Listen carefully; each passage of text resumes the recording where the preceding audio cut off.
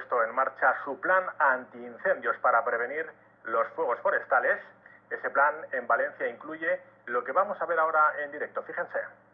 Es uno de los 15 cañones de agua que se encarga de refrescar el ambiente del bosque de Torrent cuando las temperaturas son elevadas. Llega a lanzar 9.000 litros de agua por minuto. Cristina Aguirre, cuéntanos.